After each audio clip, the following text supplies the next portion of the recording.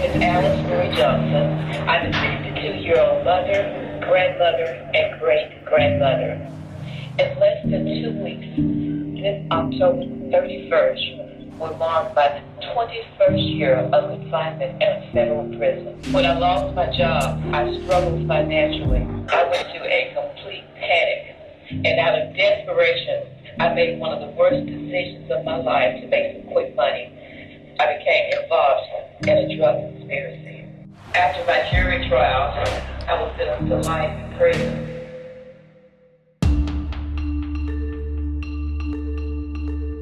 Matthew Charles was released in 2016 after spending 21 years in prison. But in March, a judge ordered him to return to prison and finish the rest of his 35-year sentence. You let someone out, you give them their freedom, and then you just take it back. That's just grossly unfair.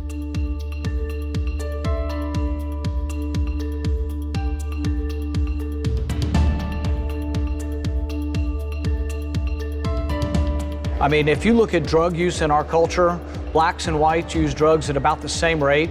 But if you look at our prison population, it's 4 to 5 times greater chance of being in jail if you're black. We can't have a system where we're locking up all the young black men in our cities. It's a terrible injustice, and I think we can do a lot better. We've got a mass incarceration epidemic in this country where we incarcerate far more people than any other country in the world.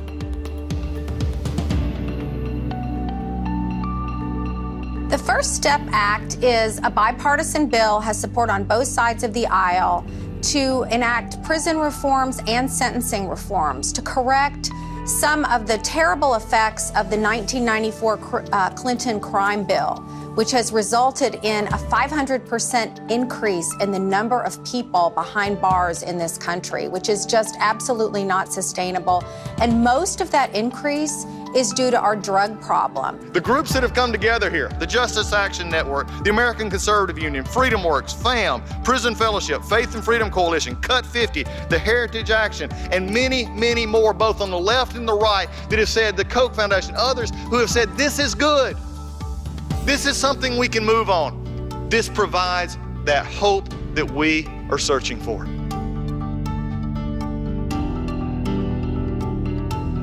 The Senate will take up the recently revised criminal justice bill.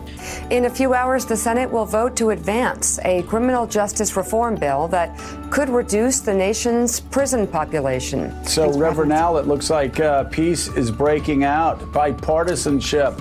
It doesn't matter how you get there, as you and I, Joe, as older Baptists say, doesn't matter how we get them to come down the aisle, as long as we convert them, we've done our job. I think the vast majority of Republicans and Democrats will vote for this bill because I think a lot of these leaders don't want to be on the wrong side of history, and this bill really addresses, mass incarceration, which is, the civil rights issue of my generation. So Holly's here on her birthday.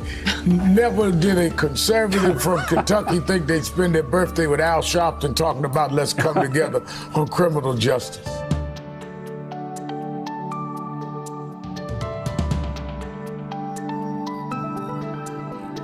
Mr. Speaker, I rise in support of the First Step Act. For 40 years, our failure to adequately reform our criminal justice system has resulted in punitive mandatory minimum sentences and mass incarceration. Between 1980 and 2014, there was a 700% increase in the number of women in custody. This was nearly twice the rate of male imprisonment.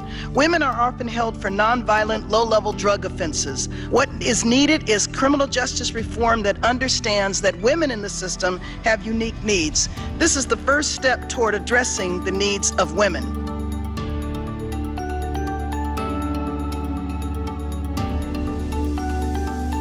You see there Ms. Johnson being reunited with her friends and her family.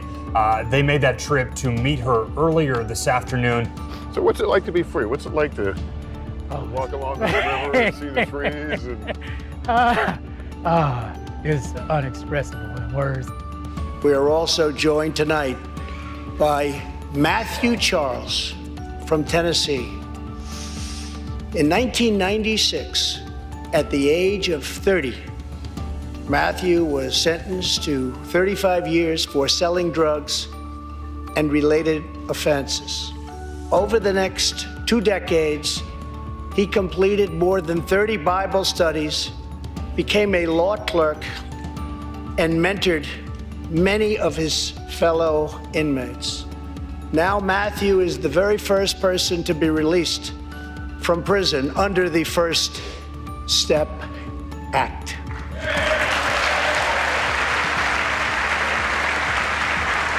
Matthew, please.